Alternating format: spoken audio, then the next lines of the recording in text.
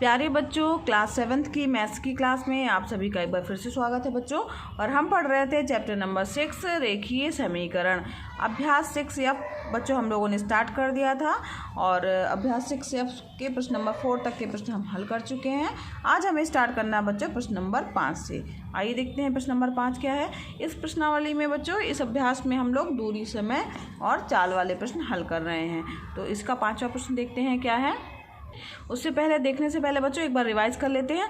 दूरी बराबर क्या होता है, चाल गुणे समय। चाल बराबर क्या होता है, दूरी बटे समय। यानी ये मेन फार्मूला दूरी बराबर चाल गुणे समय का है और उसी फार्मूले से हम चाल भी ज्ञात कर सकते हैं। जब चाल लेके चलेंगे तो समय नीचे आ जाएगा, दूरी बटे समय आ जाएगा। जब समय ज्ञात करना होगा बच्चों तो दूरी के नीचे जो है वो चाल आ जाएगी।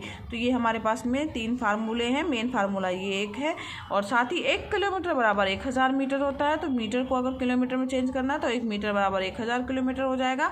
और 1 किलोमीटर प्रति घंटा का तात्पर्य हुआ 5/18 मीटर प्रति सेकेंड। ठीक है, इसी तरीके से 1 घंटा बराबर कितना होता है, 3600 सेकेंड। 60 गुणे 60 हो जाएगा ना, 60 मिनट होते हैं और 60 मिनट के भी 60 सेकेंड होते हैं, तो 3600 सेकेंड आ जाएंगे। ठीक, तो ये हम लोगों ने रिवाइज किया। अब हम देखते हैं हमारा 5वां प्रश्न क्या है। 5वां प्रश्न है बच्चों, संजय साइकिल के द्वारा 10 किलोमीटर प्रति घंटा की चाल से कार्यालय 6 मिनट विलंब से पहुंचा। ठीक है, वो कौन सी चाल से चल रहा है, 10 किलोमीटर प्रति घंटे की चाल से। और जब वो चल रहा है तो 6 मिनट जो है वो देर से पहुंचा। यदि वह अपनी चाल 2 किलोमीटर प्रति घंटा बढ़ा देता तो वह 6 मिनट पहले पहुंच जाता। अगर 2 किलोमीटर भी अगर उसने चाल बढ़ा दी होती, यानी 10 किलोमीटर की जगह 12 किलोमीटर कर दी होती, तो वह 6 मिनट पहले पहुंच जाता। उसके घर से कार्यालय की दूरी हमें ज्ञात करनी है कि उसके घर से जो है उसका ऑफिस कितनी दूर है। आइए देखते हैं इस प्रश्न को कैसे हल करेंगे बच्चों। सबसे पहले बच्चों हम मान लेंगे कि जो घर से कार्यालय जो है उसका ऑफिस क्या है, 1 किलोमीटर की दूरी पर स्थित है। तो माना घर से कार्यालय की दूरी कितनी है, 1 किलोमीटर। ठीक है, अब इसके बाद जो है 6 मिनट दिया हुआ है ना, 6 मिनट विलंब से पहुंचता है। तो 6 मिनट को हम घंटे में अगर कन्वर्ट करेंगे तो क्या आ जाएगा, तो 6 मिनट दिया हुआ है ना, तो 6 मिनट को हम सबसे पहले घंटे में कन्वर्ट कर लेते हैं। तो 6 मिनट बराबर कितने घंटा हो जाएगा, 6/60 घंटा। ठीक, घंटा ये अब 6/60 ये हो जाएगा 6 से 10, यानी 1/10 जो है वो घंटा हो गया। ठीक, 6 मिनट को हमने घंटे में कन्वर्ट कर लिया है। अब इसके बाद 10 किलोमीटर दूरी तय करने में कितना समय लगता है, एक घंटा लगता है। क्यों, क्योंकि उसकी दिया हुआ ना कि 10 किलोमीटर प्रति घंटा की चाल से चल रहा है, तो उसमें दिया हुआ है। तो चूंकि 10 किलोमीटर की दूरी तय करने में लगा समय कितना हो गया, 1 घंटा। ठीक है, अब 10 किलोमीटर तय करने में लगा तो 1 किलोमीटर की दूरी तय करने में कितना समय लगेगा, 1 किलोमीटर। इसलिए 1 किलोमीटर की दूरी तय करने में लगा समय बराबर क्या हो जाएगा, 1/10 गुणे x, यानी x/10 घंटा। ठीक है, समझ में आया बच्चों। अब सामान्य चाल से चलने पर नियत स्थान पर पहुंचने का समय जो रहेगा क्या रहेगा, वो 6 मिनट। अगर हम चूँकि पहले पहुंच जाता है इसलिए हम इसको क्या करेंगे बच्चों, घटा देंगे। ठीक है, तो क्या लिखेंगे, इसलिए सामान्य चाल से चलने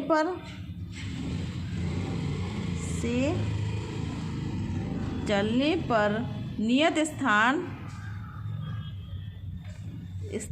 पर पहुंचने का सही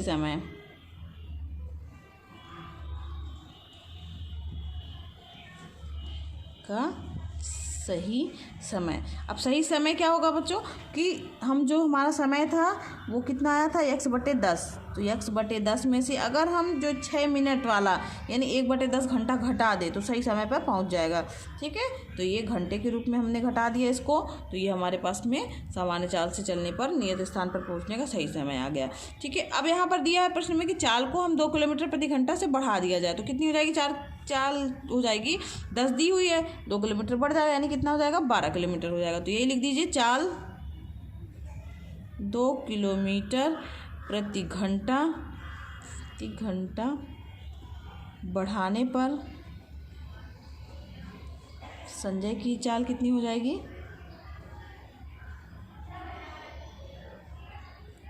12 किलोमीटर प्रति आवर या घंटा। ठीक है,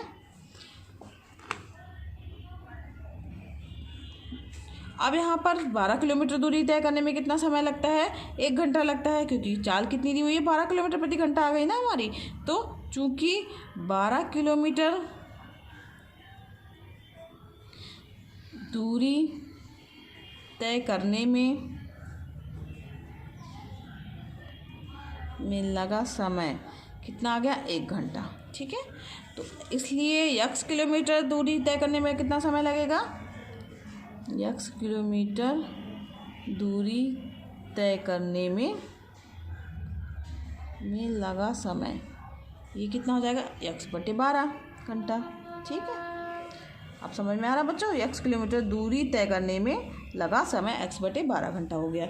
अब यहाँ पर चाल में वृद्धि अगर कर दी जाती है तो क्या होता है? वो जो है नियत स्थान पहुँचने में कितना 6 मिनट पहले पहुँच जाता है। तो क्या हो जाएगा? अब उसका सही समय क्या होगा? अतः चाल में वृद्धि के बाद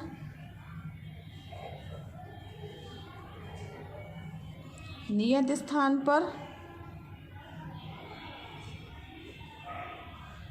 पहुंचने का सही समय क्या हो जाएगा? पहुंचने का सही समय x/12 जो घंटा था उसमें से हम 6 मिनट जो है वो क्या पहले पहुंच जाता है, उसको 6 मिनट जो है वो हम जोड़ देंगे तो 1/10 घंटा। ठीक है, ये हमने इसको पहुंचने का चाल में वृद्धि के बाद अगर हम उसमें जो नियत स्थान पर पहुंचने का सही समय जो है वो, तो यहाँ पर हमने इसको जोड़ दिया। ठीक है, अब इसके बाद क्या करना है? प्रश्न क्या कह रहा है हमारा? प्रश्नानुसार हो जाएगा x/10 - 1/10 वो किसके बराबर हो जाएगा? नियत समय के बराबर हो जाएगा, x/12 + 1/10 के। ठीक है, अब यहाँ पर इसको हल कर लीजिए। अब इसको हल करने के लिए x वाले पद एक साथ लेके आइए, x/10 - x/12 हो जाएगा बराबर 1/10। ये माइनस वाला इस तरफ जाएगा तो प्लस 1/10 आ जाएगा। यहाँ पर क्या आ जाएगा? x माइनस, इसको हल करेंगे तो ये आ जाएगा हमारे पास में x/10 - x/12 बराबर, इसको जोड़ देंगे तो 2/10 आ जाएगा। 2 एकम 2, 2 पंचे 10 यानी 1/5 आ जाएगा। ठीक है, अब यहाँ पर जो है यहाँ लघुत्तम ले लीजिए, 112 में 120 आ जाएगा, 12 पंचे 60, 60 भी आ जाएगा, 60 तो 10 6x आ जाएगा। और यहाँ पर आ जाएगा 12 पंचे 5 का गुणा आ जाएगा -5x = 1/5 हो जाएगा। 6x में 5x गया कितना आ जाएगा? x/60 = 1/5। तो x बराबर क्या आ जाएगा? 60/5। 5 से कटेगा, 5 एकम 5, 5 एकम 5, 5 दूनी 10 यानी x बराबर कितना आ गया? 12 किलोमीटर हो गया। ये किलोमीटर हो गया। तो x क्या चीज़ है? संजय के घर से कार्यालय की दूरी। तो आप उत्तर अलग से लिख दीजिएगा। अतः संजय के घर से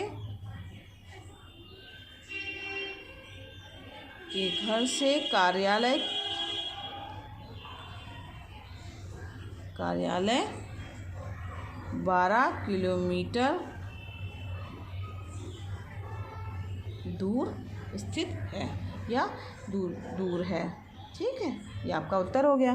समझ में आया किस तरीके से हल किया गया बच्चों? अब आगे बढ़ते हैं नेक्स्ट प्रश्न की ओर। 6वां प्रश्न है बच्चों, हामिद के घर से डेविड का घर 19 किलोमीटर दूर है। प्रातः 9 बजे वे एक दूसरे के घर के लिए साइकिल के द्वारा प्रस्थान करते हैं। यदि हामिद की चाल 9 किलोमीटर प्रति घंटा और डेविड की चाल जो है 10 किलोमीटर प्रति घंटा हो तो वे दोनों हामिद के घर से कितनी दूरी पर तथा कब मिलेंगे? ये प्रश्न पूछा गया। तो आइए देखते हैं इसको किस तरीके से हल करेंगे। इसके लिए बच्चों देखिए, मान लीजिए कि ये हमारे पास 2 पॉइंट हैं।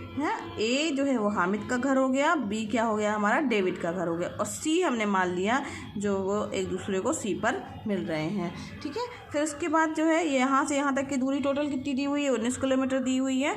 और ये मान लिया हमने कि सी तक जो है हामिद द्वारा चली है, हामिद का घर है तो सी तक जो है हामिद के द्वारा कितनी दूरी चली गई? x kilometre. हमने यहाँ से यहाँ तक x मान लिया, तो ये हमारा क्या हो जाएगा? 19 - x, क्योंकि टोटल दूरी कितनी है बच्चों? 19 है। 19 किलोमीटर है। ठीक, अब इसके बाद कि मान लिया ये तो हम लिख लेंगे कि माना ए हामिद का घर है, बी डेविड का घर है और वो एक दूसरे को सी पर मिलते हैं, और माना सी तक हामिद द्वारा चली गई दूरी x किलोमीटर जो हमने मान ली है। अब इसके बाद डेविड के द्वारा चली गई दूरी भी 19 माइनस x किलोमीटर हो जाएगी। ये भी आपको समझ में आ गया होगा। अब x किलोमीटर दूरी चलने में हामिद के द्वारा लिया गया समय। अब समय बराबर क्या होता है, फार्मूला होता है समय बराबर दूरी बटे 4।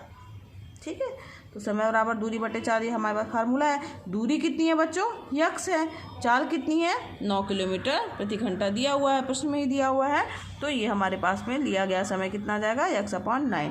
अब यहाँ पर इसी तरीके से हम ये x किलोमीटर की दूरी के लिए था, अब इसी तरह से 19 माइनस x किलोमीटर दूरी चलने में डेविड के द्वारा कितना समय लिया लगेगा। तो यहाँ पर दूरी क्या हो जाएगी बच्चों, 19 माइनस x हो जाएगी, और चाल जो है वो यहाँ पर जो है 10 किलोमीटर दिया है, क्योंकि डेविड की जो चाल दी हुई है वो 10 किलोमीटर प्रश्न में दिया हुआ है बच्चों। डेविड की चाल 10 किलोमीटर प्रति घंटा है, तो यहाँ पर बटे क्या हो जाएगा, चाल 10 हो जाएगा। ठीक है, क्योंकि प्रश्न में दिया हुआ है। अब ये दोनों दिए हैं कि वे दोनों जो है वो बराबर हो जाएंगे, प्रश्नानुसार ये कह रहा है कि तो वे दोनों जो है हम इस घर से कितनी दूरी पर मिलेंगे ना, चलते हैं जब, तो इन दोनों को हम क्या करेंगे, बराबर करेंगे। अब ये बराबर आ गया, प्रश्न ये कह रहा है कि इसके द्वारा लिया गया समय और इसके द्वारा लिया गया समय जो है वो बराबर है। तो x/9 बराबर हो गया 19 माइनस x/10 के। क्रॉस मल्टीप्लाई कर दिया हमने, ये 10 का गुणा इससे हो जाएगा 10x हो गया, 9 का गुणा इससे हो जाएगा, 9 का गुणा इन दोनों से हुआ, तो यहाँ पर 10x हो जाएगा। 19 गुणे 9 किया 171 माइनस 9x हो गया, इस तरफ जाएगा 10x प्लस 9x जुड़ जाएगा 19x हो जाएगा बच्चों, और यहाँ पर 171 आ गया हमारा। ठीक है, समझ में आया।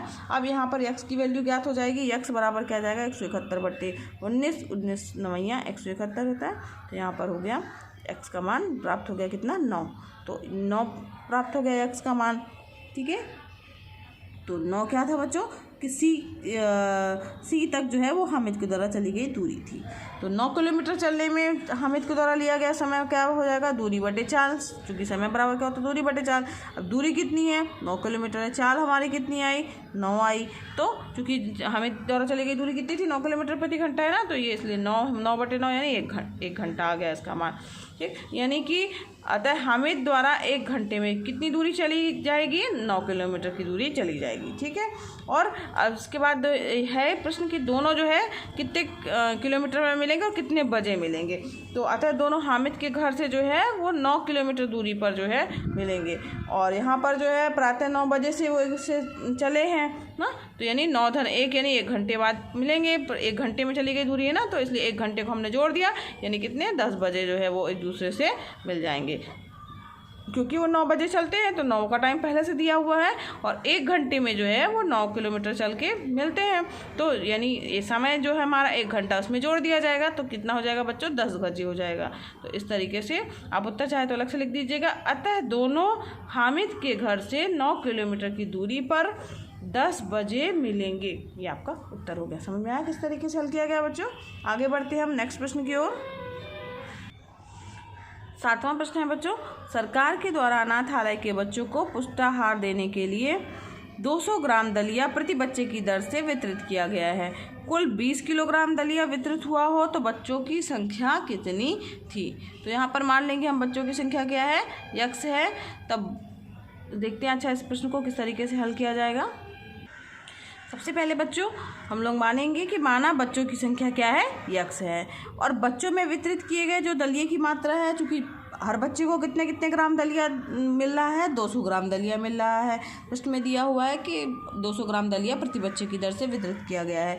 तो यहाँ पर बच्चों में वितरित किए गए दलिया कितना वितरित किया गया, तो जितने बच्चों की संख्या होगी उसमें हम जो 200 ग्राम दलिया हर को बांटा गया उसका मल्टीप्लाई कर देंगे, तो यानी x गुणे 200 ग्राम ये हो गया। अब ग्राम को हम किस में कन्वर्ट करेंगे बच्चों, किलोग्राम में ना, तो किलोग्राम में हमने कन्वर्ट किया तो 1000 ग्राम का इसमें भाग चला जाएगा, तो ये हो गया 2 से 0 कट जाएंगे, 2 कम 2 2 पंचे 10, 1/5 किलोग्राम हो गया ना। ये हमारा बच्चों में वितरित किए गए दलिये की मात्रा आ गई है। अब प्रश्न कह रहा है कि जो कुल मिलाकर के 20 किलोग्राम दलिया वितरित हुआ है, तो 1/5 जो दलिये की मात्रा 1/5 है वो किसके बराबर है, हमारे 20 किलोग्राम दलिये के बराबर, क्योंकि क्योंकि 20 किलोग्राम दलिया के बराबर है, इसलिए x अपान 5 इक्वल टू 20 हो गया। x का मान आ जाएगा 20 गुणे 5 यानी 100। अतः बच्चों की संख्या कितनी प्राप्त हो गई बच्चों? 100 प्राप्त हो गई। तो इस तरीके से बच्चों की संख्या हमें ज्ञात हो गई। आप उत्तर अलग से लिख दीजिएगा। अतः बच्चों की संख्या 100 होगी। यही हमारा प्रश्न था। आगे बढ़ते हैं नेक्स्ट प्रश्न की ओर।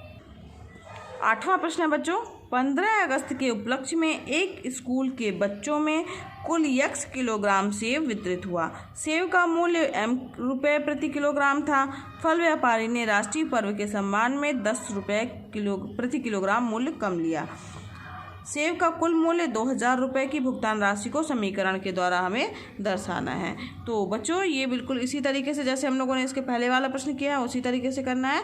कुल वितरित सेब जो हम लोगों को मान लेना है कि वो x किलोग्राम है और प्रति किलोग्राम सेब का मूल्य जो है वो मान लेना है वो m रुपये है। दिया ही हुआ है कि प्रति किलो सेब का मूल्य जो है m रुपये प्रति किलोग्राम है, तो प्रति किलोग्राम जो है सेब का मूल्य m रुपये है। ठीक है, तो यहाँ पर जो है 10 रुपये कम लिया गया है, तो 10 रुपये जो है इसमें से m में से घट जाएगा, तो प्रति किलोग्राम व्यापारी के द्वारा लिया गया मूल्य क्या हो जाएगा? m-10 हो जाएगा।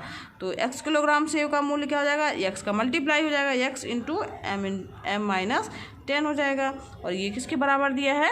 जैसे ये इसका कुल मिला के ऐसा आ जाएगा बच्चों, x इंटू m- कितना आ जाएगा? 10। और वो किसके बराबर दिया हुआ? कुल मूल्य के बराबर कितना है उसका? 2000 रुपये। ये इसका समीकरण आएगा। तो इसको बच्चों आप अपने शब्दों में लिख लीजिएगा। आपको समझ में आ गया होगा किस तरीके से इसे हल करना है। तो बच्चों आज प्रश्नावली या अपना अभ्यास ये 6F जो है आज यहीं पर समाप्त हुआ। साथ ही ये अध्याय 6 जो है वो भी आज यहीं पर समाप्त हो गया। अगर बच्चों पढ़ाना पसंद आ रहा हो तो वीडियो को लाइक कीजिएगा। अगर आप चैनल पर नए हैं, आपने चैनल को अभी तक सब्सक्राइब नहीं किया है तो सब्सक्राइब कीजिए बच्चों। और ये वीडियो क्लासेस जो है एकदम निःशुल्क है, फ्री में है बच्चों, तो आप भी इसका लाभ लीजिए, दूसरे बच्चों को भी शेयर कीजिए ताकि वो भी इसका लाभ ले सके। धन्यवाद बच्चों, मिलते हैं नेक्स्ट वीडियो क्लास में।